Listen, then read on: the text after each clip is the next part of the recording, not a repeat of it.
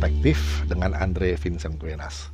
Kali ini catatan dari Bapak Markus Wauran yang waktu itu juga pernah menjabat sebagai anggota DPR MPR RI tahun 1987 sampai tahun 1999. Ini catatan politik beliau berjudul Joko Widodo dan Tahta Kepresidenan.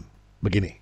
Akhir-akhir ini dunia politik Indonesia diramaikan dengan pro kontra tentang Joko Widodo untuk tetap presiden 2 periode versus 3 periode atau diperpanjang sesudah 2024. Sikap pro dan kontra tersebut dimainkan oleh para pimpinan teras partai koalisi Jokowi, di mana ada yang pro 3 periode atau diperpanjang seperti PKB, PAN, Golkar, dan lain-lain. Kemudian yang kontra seperti PDIP, Nasdem, PKS, Demokrat, dan lain-lain. Yang kemudian melibatkan berbagai pihak mulai dari pengamat, para intelektual, organisasi profesional, LSM, pers, serta kalangan akar rumput. Sebagai negara yang menganut paham demokrasi dengan keunikan disebut demokrasi Pancasila, sikap tersebut normal karena masih dalam koridor falsafah dan ideologi bangsa serta negara hukum. Penyelesaian sikap pro dan kontra tersebut tentu harus ditempuh dan diselesaikan secara konstitusional. Dalam pasal 3 ayat 1 Undang-Undang Dasar Negara Republik Indonesia tahun 1945 atau UUD 45 berbunyi MPR atau Majelis Permusyawaratan Rakyat berwenang mengubah dan menetapkan Undang-Undang Dasar. Kemudian pasal 7 Undang-Undang Dasar 1945 tersebut berbunyi Presiden dan Wakil Presiden memegang jabatan selama 5 tahun dan sesudahnya dapat dipilih kembali dalam jabatan yang sama hanya untuk 1 kali masa jabatan. Nah, bertolak dari pasal 7 Undang-Undang Dasar tersebut, maka yang mengusulkan Presiden Jokowi 3 periode atau diperpanjang masa jabatannya sesudah tahun 2024 tidak dibenarkan dalam posisi sekarang ini, karena melanggar konstitusi. Namun, berdasarkan pasal 3 ayat 1 UUD 45 itu, maka usul 3 periode atau diperpanjang masa jabatannya bisa terjadi atau dibenarkan dengan syarat bunyi pasal 7 Undang-Undang Dasar itu diubah menjadi 3 periode atau diperpanjang masa jabatannya. Nah, sahabat, atas dasar konstitusi tersebut, maka usul 3 periode atau diperpanjang masa jabatannya atau tetap 2 periode ada di kewenangannya Majelis Permusyawaratan Rakyat atau MPR. Kita tahu bersama bahwa keanggotaan MPR itu terdiri dari anggota DPR yang terdiri dari fraksi-fraksi yang mewakili partai politik dan DPD yang mewakili daerah. Tiap provinsi diwakili 4 orang. Pihak yang pro dan kontra atas usul 3 periode atau diperpanjang masa jabatan Presiden Jokowi harus berjuang keras untuk meyakinkan para anggota MPR bahwa argumentasinya yang terbaik. Dalam kaitan ini, kuncinya ada di tangan pimpinan partai politik yang terwakili dalam fraksi-fraksi di MPR. Adapun gambaran keanggotaan fraksi di MPR hasil pemilu 2019 sebagai berikut.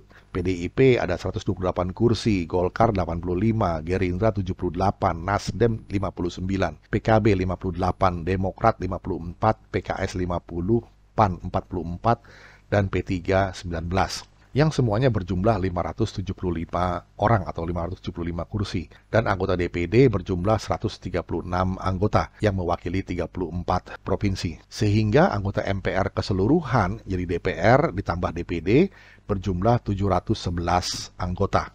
Adapun mekanisme perubahan Undang-Undang Dasar 1945 fokus pada 3 periode atau perpanjangan masa jabatan melalui pembahasan MPR harus memenuhi pasal 37 ayat 1 UUD 45 yang berbunyi usul perubahan pasal-pasal Undang-Undang Dasar dapat diagendakan dalam sidang MPR oleh sekurang-kurangnya 1/3 dari jumlah anggota MPR. Kemudian persyaratan agar MPR bersidang untuk membahas usul perubahan tersebut, maka sidang MPR harus dihadiri oleh sekurang-kurangnya 2/3 dari jumlah anggota MPR. Pasal 37 ayat 3 ini. Nah, dari ketentuan tersebut di atas, maka para pendukung 3 periode atau perpanjangan waktu harus berjuang keras untuk meyakinkan parpol yang diwakili fraksi-fraksi di MPR maupun anggota DPD agar memenuhi 1/3 anggota MPR untuk mengusulkan perubahan pasal 7 UUD 45 ini. Nah, kemudian apabila telah memenuhi 1/3 anggota yang mengajukan secara tertulis pada pimpinan MPR untuk usul perubahan, maka perjuangannya tidak sampai berhenti pada tahap ini. Perjuangan selanjutnya ialah MPR membahas usul tersebut dan dalam pengambilan keputusan atas pembahasan usul tersebut agar berhasil, maka putusan untuk mengubah pasal-pasal Undang-Undang Dasar 45 dilakukan dengan persetujuan sekurang-kurangnya 50% ditambah 1 dari seluruh anggota MPR. Ini pasal 37 ayat yang keempat. Tentu upaya ini harus dikejar sebelum tahap pencalonan presiden bersama wakil presiden yang jadwal waktunya telah ditetapkan oleh KPU, dilakukan pada 7 sampai 13 September 2023. Tahun depan. Sebab apabila telah masuk dalam tahap pencalonan presiden untuk pemilu 2024 dan pasal 7 Undang-Undang Dasar 45 tersebut tidak berubah, 3 periode atau diperpanjang itu, maka peluang Jokowi untuk 3 periode atau diperpanjang masa jabatan tertutup secara konstitusional. Nah sahabat, dalam pertarungan politik di Indonesia, kekuasaan itu turut menentukan karena banyak cara yang dapat dimainkan. Saat ini yang bersikap menentang, tapi kemudian berubah sikap mendukung karena terjadi berbagai kesepakatan baik dalam bentuk-bentuk bagi-bagi kekuasaan, fasilitas ekonomi, setoran dana, penutupan kasus pidana, dan lain-lain. Memang Presiden Jokowi secara terbuka telah memberikan pernyataan dalam beberapa kesempatan bahwa ia taat konstitusi, yaitu 2 periode sebagai sikap atas suara yang menghendaki beliau memimpin 3 periode. Nah, soal dukungan abdesi.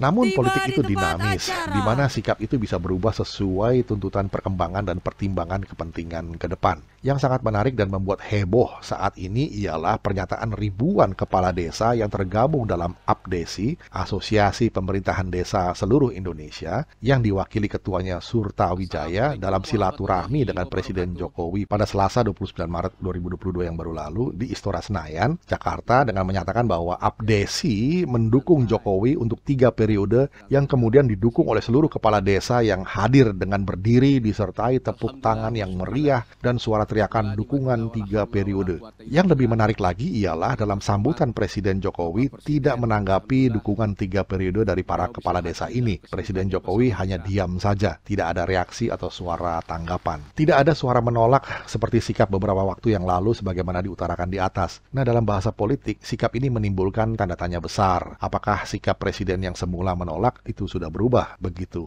Dalam perkembangan selanjutnya, jika terjadi sidang umum MPR, Majelis Permusyawaratan Rakyat ini sesuai mekanisme yang diatur dalam pasal 37 UUD 45, maka MPR akan mengambil keputusan untuk menerima atau menolak usul presiden 3 periode atau perpanjangan masa jabatan. Jika keputusannya menolak, maka pasal 7 Undang-Undang Dasar 45 tetap berlaku. Sebaliknya, jika menerima, maka pasal 7 UUD 45 diubah dengan memasukkan kalimat masa jabatan presiden 3 periode dan atau perpanjangan masa jabatan presiden untuk sekian tahun. Namun dalam proses MPR mengambil keputusan tersebut, sikapnya juga bisa dipengaruhi atau ditentukan oleh MPR jalanan, baik yang dilakukan oleh pro maupun yang kontra. Peran MPR jalanan dalam sejarah perpolitikan di Indonesia sangat menentukan. Presiden Soekarno dan Presiden Soeharto jatuh karena tekanan MPR jalanan melalui demonstrasi yang menjalar ke seluruh Indonesia. Nah, penulis Pak Markus Wauran saat masih menjadi anggota DPR MPR pernah mengalami saat menghadapi sidang umum MPR 1998 maupun sesudah sidang umum tersebut, di mana setiap hari datang berbagai delegasi ke pimpinan MPR yang menuntut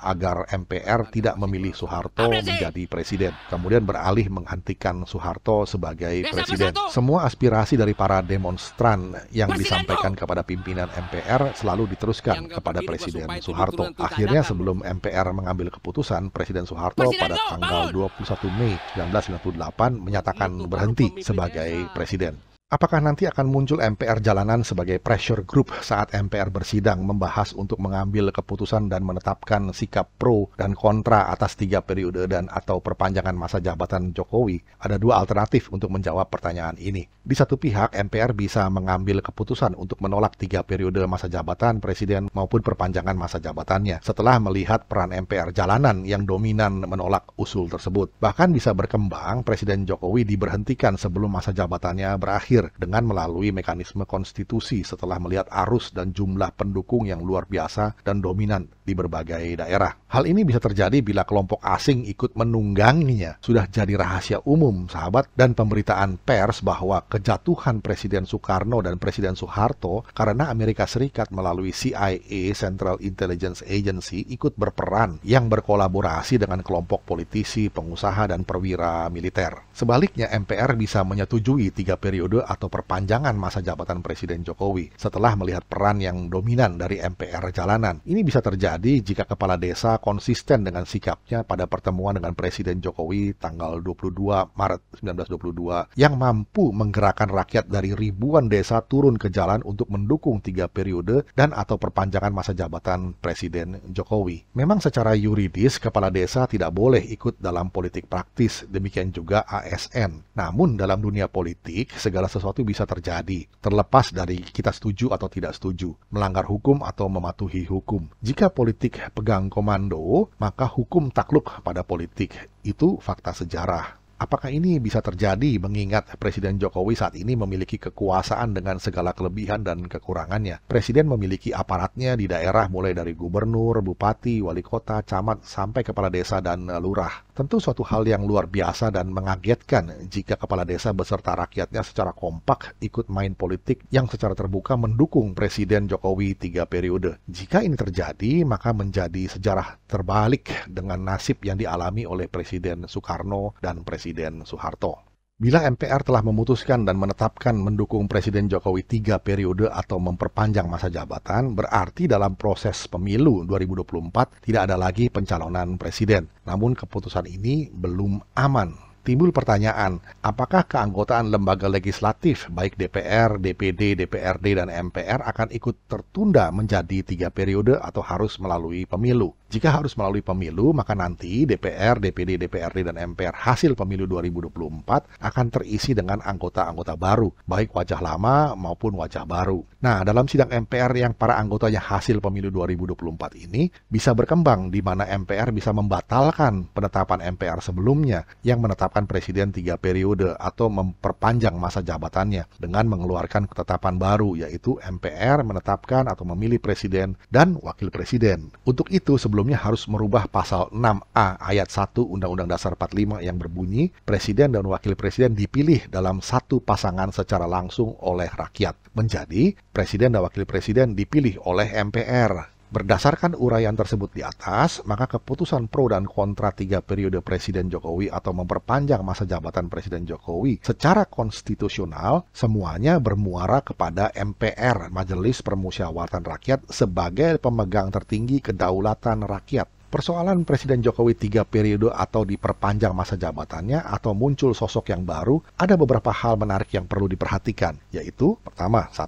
Negara-negara maju tentu tidak tinggal diam menyangkut sosok Presiden Indonesia yang akan datang, di mana bagi mereka Indonesia sangat penting karena A. Sumber daya alamnya, B. Jumlah penduduknya nomor 4 di dunia sehingga menjadi pasar yang besar dan sangat potensial, C. Sebagai negara kepulauan memiliki geopolitik dan geostrategis yang bernilai tinggi karena letaknya di antara 2 benua Asia dan Australia dan 2 samudra Pasifik dan India. Yang kedua, Amerika Serikat, AS tentu akan mempertahankan dirinya sebagai hegemoni dunia, didukung Uni Eropa, walaupun tidak bulat lagi akibat perang Rusia-Ukraina. Sehingga sosok Presiden Indonesia nanti berpihak kepadanya, bahasa ekstrimnya gampang dikendalikan atau diatur oleh mereka. Minimal bisa bekerja sama dan tidak anti mereka. Di sisi lain, pesaing hegemoni AS, Amerika Serikat ini bersama Uni Eropa seperti Cina, India, dan Rusia, ditambah dengan negara-negara Arab tertentu, pasti tidak tinggal diam untuk memunculkan sosok Presiden Indonesia yang menjamin keamanan dan keberhasilan investasi mereka di Indonesia. Sosok Jokowi kemungkinan besar, tanda tanya di sini,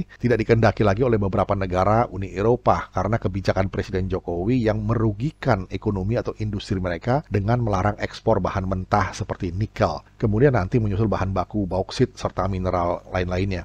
Amerika Serikat mungkin bersikap seperti Uni Eropa karena antara lain tidak mendukung sikap Presiden Biden yang meminta Rusia tidak diundang pada pertemuan G20 bulan November 2022 di Bali, di mana presidensinya dari Indonesia. Nah, melihat kenyataan ini, Jokowi akan menjadi sosok pertarungan antara dua kekuatan ini dengan mencari kawan sebanyak mungkin yang menentukan keberlangsungan atau keberhentian sosok Jokowi sebagai presiden. Demikian pula sebaliknya sahabat, jika Jokowi karena keputusan MPR tidak bisa 3 periode atau memperpanjang masa jabatannya, maka suka atau tidak suka sosok pengganti Jokowi juga jadi arena pertarungan dua kekuatan ini. Agar sosok yang muncul pengganti Jokowi berpihak kepada mereka, karena mereka semua memiliki kepentingan di Indonesia, baik segi politik, ekonomi, pertahanan, dan lain-lain. Saat ini maupun mendatang, jangka pendek maupun jangka panjang. Yang ketiga, terkait sosok Presiden Jokowi atau bukan yang akan menjadi presiden sesudah 2024, bisa saja terjadi pertarungan yang luar biasa sehingga timbul kekacauan politik di Indonesia, baik secara alamiah maupun direkayasa, sehingga terjadi dua pilihan utama, yaitu